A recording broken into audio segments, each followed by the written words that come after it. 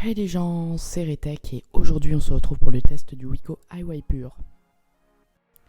Au niveau des caractéristiques, c'est un smartphone 4,8 pouces sous Android 5.0.2 Lollipop avec la surcouche Wiko UI. Son processeur est un Snapdragon 410 4 cœurs cadencé à 1,2 GHz.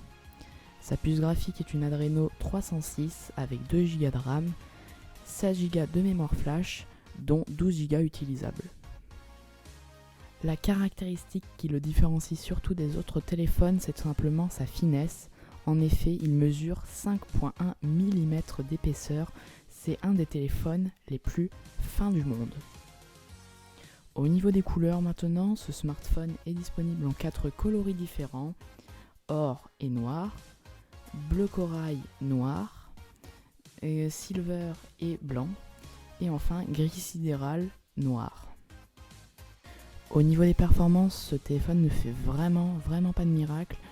C'est là où on voit que le Snapdragon 410 a été mal optimisé et a vraiment du mal. Il a même tendance à chauffer dans certains jeux 3D et atteindre même les 40 degrés, ce qui est vraiment pas très agréable pour les mains. Il possède un écran AMOLED qui a un peu trop tendance à tirer vers le bleu et le rouge. Il a été assez mal calibré, on peut toujours régler ça dans les paramètres, ça corrige un peu le tir. Au niveau de sa luminosité maximale, on est là sur du 312 candélabres. Ça reste correct, mais c'est vrai qu'au soleil, il peut y avoir quelques reflets gênants. Sinon, au niveau de sa batterie, je trouve qu'elle est un peu trop faible.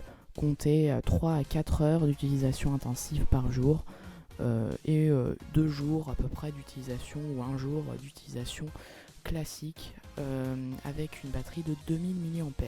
Malheureusement, il n'y a pas de chargeur charge rapide dans le pack et ça c'est un peu embêtant. Passons aux photos et aux vidéos. Ce téléphone est équipé d'un capteur Sony de 8 mégapixels à l'arrière et de 5 mégapixels à l'avant et ils sont loin d'être parfaits. En effet, la qualité photo sera correcte, elle manquera de détails et ça sera encore pire de nuit. La nuit, les photos seront floues, la mise au point aura du mal, les photos seront lentes, le mode nuit n'améliorera rien, mais absolument rien. Et franchement, je déconseille cet appareil photo. N'y pensez même pas pour la vidéo, les vidéos trembleront, ça sera vraiment pas terrible. Il y aura quelques bugs même, j'ai eu des problèmes avec des fois des écrans bleus sur la vidéo, c'est vraiment pas terrible. Et au niveau qualité sonore, c'est encore pire. La qualité sonore est juste horrible. Le haut-parleur pareil, mais surtout les micros. Donc franchement, cet appareil n'est pas du tout fait pour faire des photos.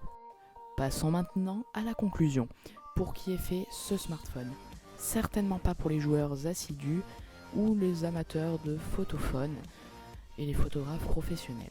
Ce smartphone est fait pour les adeptes de son design et pour ceux ne voulant un téléphone que pour téléphoner et faire des recherches sur internet. Quoi qu'il en soit, je trouve que le rapport qualité-prix de ce smartphone est une arnaque. En effet, commercialisé à ses débuts à 299 € et maintenant commercialisé à 199 €, c'est 3 fois trop cher pour le rapport qualité-prix.